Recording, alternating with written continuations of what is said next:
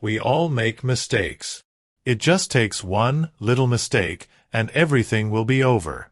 I won't let that happen this time. My girlfriend and I had a fight.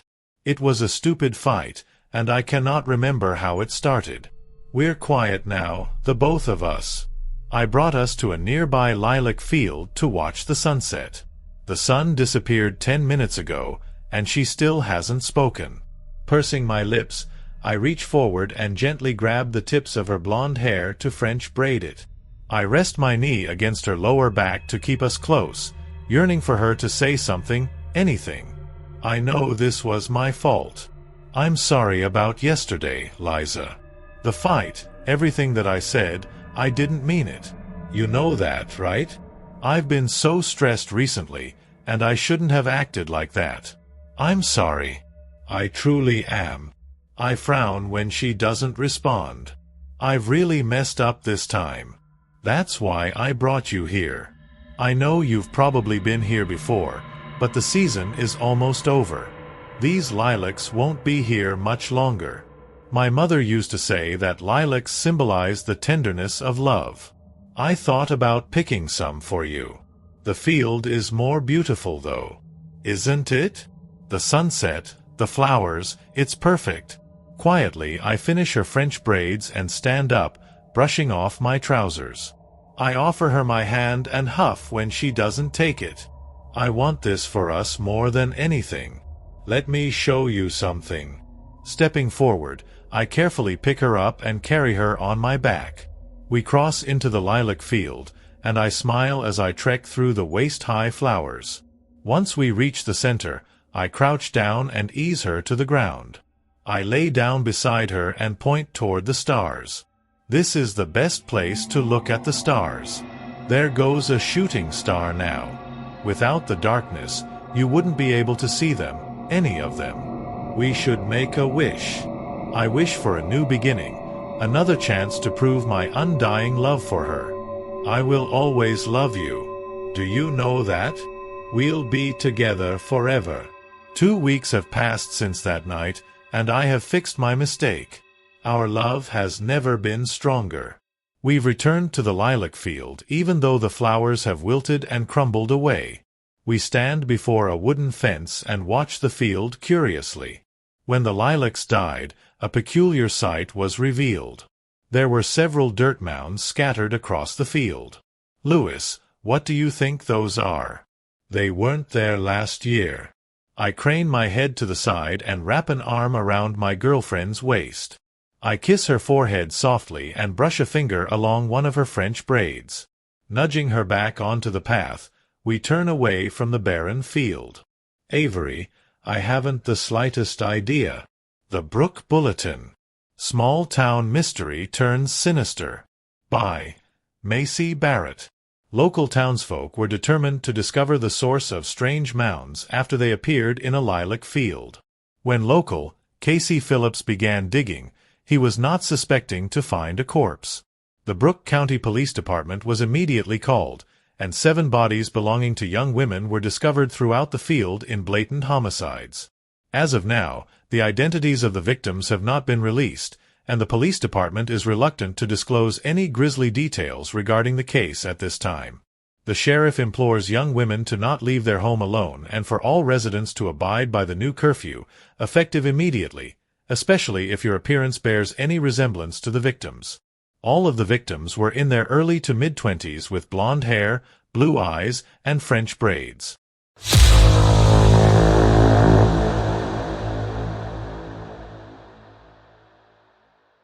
I need to be extremely clear to you that this is real. There is nothing fabricated in what I am about to tell you. There are what I can only describe as zombies out there, making their way to you right now. A few nights ago I saw a news story on my phone. I opened Google to search for something, and underneath the search bar there were the usual news articles I expect to see. But one of them mentioned something about a violent rabies outbreak nearby. The picture underneath showed a low-quality image of a person being handled by police or doctors into what looked to be a truck. It looked to me like a screenshot from a video. It had that blurry quality. I didn't click into it, which was a mistake, because as time passed, the headline gnawed at my mind until I opened Google back up to search for the article. I found nothing but older reported cases of rabies in animals. I thought nothing of it. I foolishly assumed I misread the headline and it was nothing to even concern myself with. I remember the next warning came from Snapchat. I was laying in my bed scrolling through stories when I got to a friend of mine who works at a nearby hospital. The image was black with some pink, the background some people create by placing their finger haphazardly over the camera instead of using a black background for text. The caption said something like, "We need help at Seymour Hosp, patients are out of control, please send help." I thought it was very strange. It made me feel sick. But once again I wrongly assumed that maybe this woman was stressed at her job and was being dramatic online. However, her next snap was undeniable. I played it in a loop for a few minutes, pausing it to get a good look at what was going on. Two patients and a doctor dressed in scrubs were walking through the hallway of the hospital. The video was taken from inside a room with a window to the hallway. Voices were shouting to the patients to remain in their beds and to stay away from the infected. Doors were being locked as hospital staff attempted to isolate the three people. A doctor was holding a chair out defensively as they approached the doctor who I assumed at the time was infected with this rabies. The sick man lunged forward, attacking the chair and snarling like an animal as a different member of staff ran up behind them with a needle which was injected into the neck. Then they ran quickly behind a door while the agitated man jumped to attack them. Mitts were lying on the floor and one of the infected patients had restraints around their arms, which I presumed were once attached to a bed. The next video on the story showed two of the zombies fighting, ripping each other's skin off while doctors and patients watched from behind locked doors. Cops were standing in the distance. Perhaps they were assessing the situation before deciding what to do. However, that was the last story this friend of a friend had posted. I replied to the story, "What's going on?" I got no answer. I searched news pages for information, refreshing and refreshing until someone was talking about it. Everywhere I went I had to keep checking the news, on the radio in the car, the TV at bars, on my phone. 2 days had passed until a news story was released about a rabies outbreak. They said it came from infected beef and it was nothing to worry about. It didn't look like nothing to worry about. People who were infected were breaking free from restraints and tearing each other's skin and hair off. Why was this not being reported? I saw a few people talk online and sometimes I would pass people on the street, talking about what was really going on. My nephew went in with a fever and we haven't seen him in days because the hospital is quarantined. Rumors went around about experiments being done at the hospital and abuse by doctors. The next day, on my own street, I saw 3 police cars outside my neighbor's house. They were being rallied into the cars in handcuffs. What was strange was that they seemed to be arresting the children as well. The cops were wearing the equivalent of hazmat suits, full arm gloves and face masks, keeping their distance from the family. A cop actually knocked on my door and asked my relation to my neighbors. I said I didn't even know their names. He asked me invasive questions about how often I saw them and came into contact with them. I said I work from home and do not speak with those neighbors. I thought it was all strange, and knew at the time it had to have been related to the disease outbreak. Last night, however, I knew something strange was happening. I was laying in my bed with my window open when I heard someone walking down the street. It is not unusual to hear this, but what was unusual was the slow pace at which they were stumbling down the path, and the strange noises they were making. I glimpsed through the blinds to see a skeleton barely alive, bleeding its way down the street.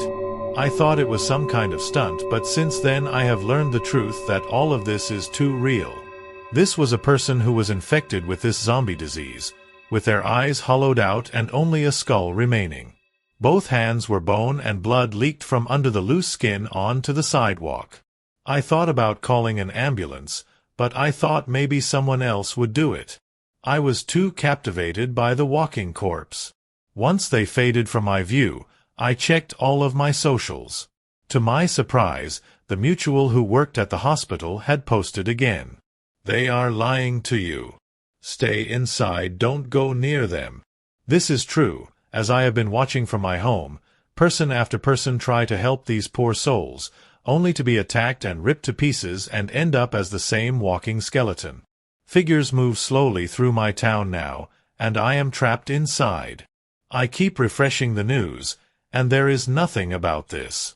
How is there nothing? Someone has to report this zombie outbreak. Please listen to me. Tell everyone. Zombies are real. I have seen it with my own eyes. I don't know why they are covering this up. A million reasons come to mind. But please, know I am telling you the truth, and please don't trust anyone. If you see someone who looks sick and like they need help, stay away. Or you will end up like them, and have your skin torn from muscle and bone while the infection begins to breed in your body. They are making their way to you with no warning. They bite and snarl and growl under their breath like animals. If a fight breaks out, run in the other direction. Stay safe. I'll pray for you if you pray for me.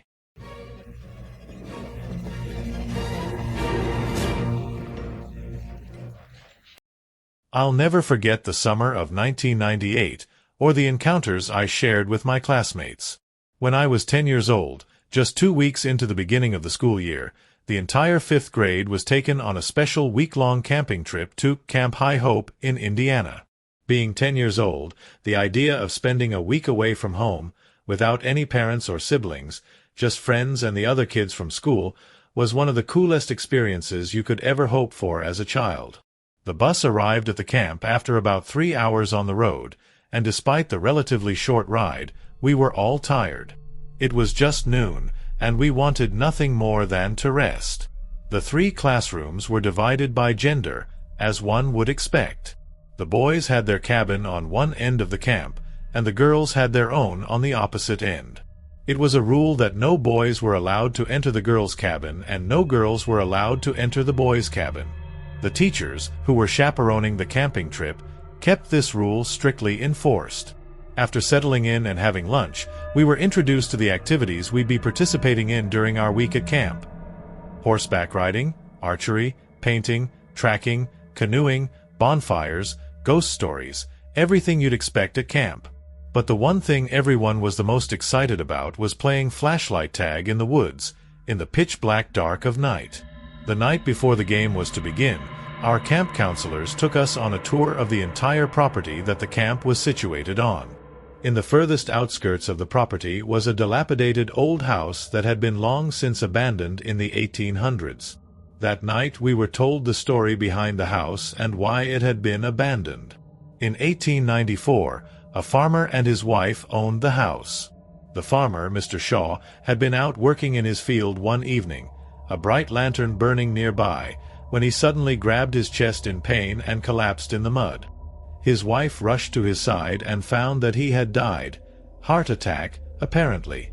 With the sun setting and with no one else on the property, Mrs. Shaw left her husband's body alone as she ran to the nearest neighbor to seek help. Upon returning to their farm, they discovered that Mr. Shaw's body had disappeared. There was no sign of a struggle, no footprints leading to or away from where the body had lain, with the exception of Mrs. Shaw's footprints from earlier. Stranger still, there were no drag marks in the mud and no sign that Mr. Shaw's body had perhaps rolled away from the muddy field down the hill. The neighbors organized a search for his body the next morning. The nearby marsh was dragged for his possibly sunken corpse, and the woods were thoroughly searched for signs of scavengers who may have taken his body for a meal. No sign of Mr. Shaw was ever found. No explanation was ever given. A week after Mr. Shaw mysteriously vanished, Mrs. Shaw reported seeing a glow coming from the woods, the glow very reminiscent of a lantern.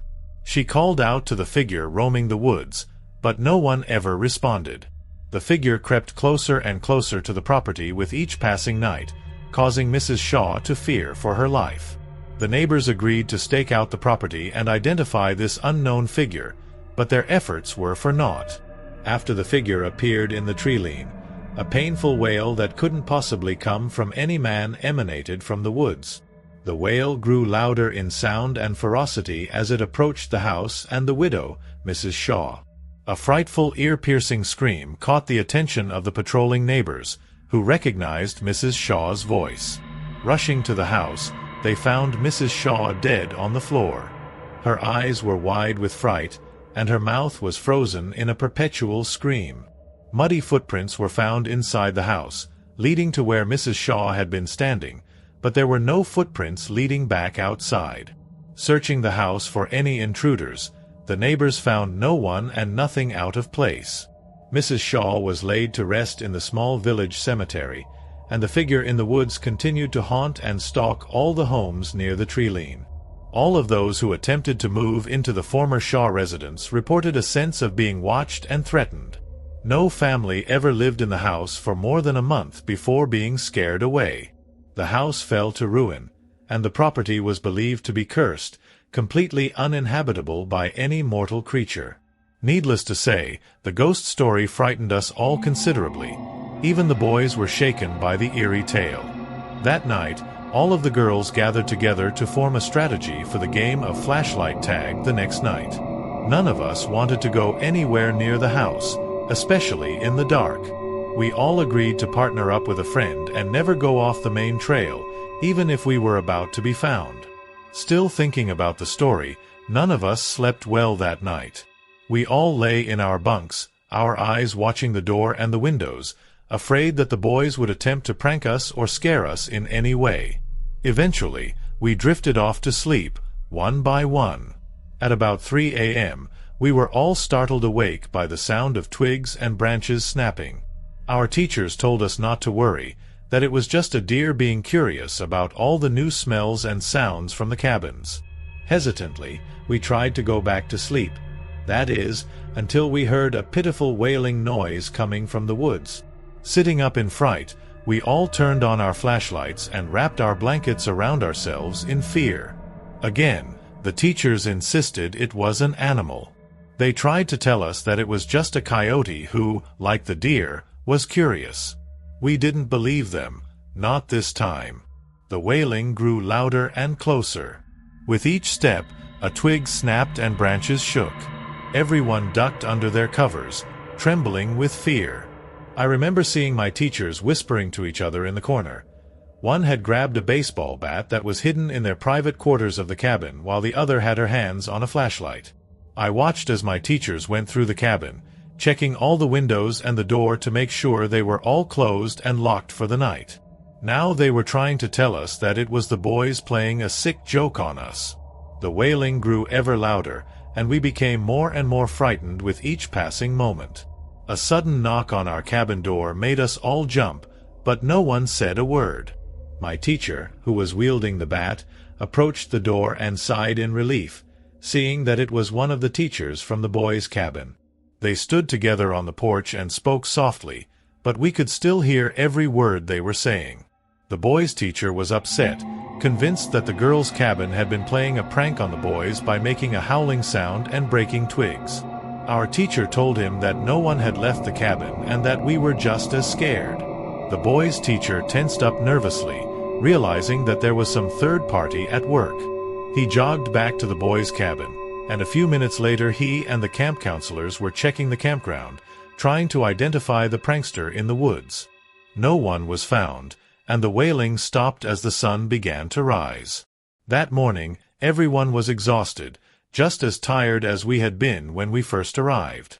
We were all too nervous to really eat or play games, and no one was interested in playing flashlight tag anymore. The day went on, and we slowly relaxed, forgetting about the creepy events from the night before. And then evening crept in, and all the fear returned. The teachers and counselors all insisted that there was nothing to fear. We were letting our imaginations get the best of us. They even took extra steps and roped off the trail leading to the old house so that no one would get lost in the woods. The game proceeded and played out just about as successfully as you'd imagine.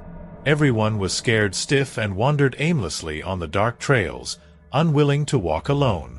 As a group, the entire camp ended up wandering much further away from the camp than we were allowed, which made the teachers and counselors very angry. We kept seeing shadows of people darting along the trails and behind the tree lines. No one else was supposed to be out on the trails that night, yet we saw strangers stalking us in the darkened woods. In a panic, many of us ran back toward the camp while the rest of us became lost, only to find ourselves surrounded by the shadows. One of the shadows, who stood just beyond the roped-off trail, was holding some kind of bright light. And yet, despite the brightness of the light, he appeared as nothing more than a shadow. We finally found our way back to camp and were promptly lectured about following the rules and knowing the importance of rules being in place for our own safety. No one took their eyes off the woods, even as we were reprimanded, and no one spoke out of turn for the rest of the night. We went to bed early that night, out of punishment and because the next morning we were going to return home. Too tired to be afraid, we all slept soundly that final night at the camp. The next morning, after packing our clothes and supplies, we prepared to leave the cabin as a group, only to find muddy footprints on the porch of the cabin. Footprints that led to the front door but didn't lead away. The boys' cabin was all the more frightening. All through their cabin, muddy footprints were found, marching up and down the aisles between the bunks and stopping at their teachers' private quarters. The footprints stopped and never led away. Again, the teachers accused one cabin of pranking the other, but the teachers all vouched for each student that night. No one had left the cabin. After returning to school, our teachers showed us all the photographs taken during our week at the camp. One photo, the only one taken during the night of the ghost story, showed a shadow in the tree line listening in on the tale. No one knows what happened to Mr. Shaw's body, but I can tell you this. He never left the property, and he's still stalking the woods of Camp High Hope.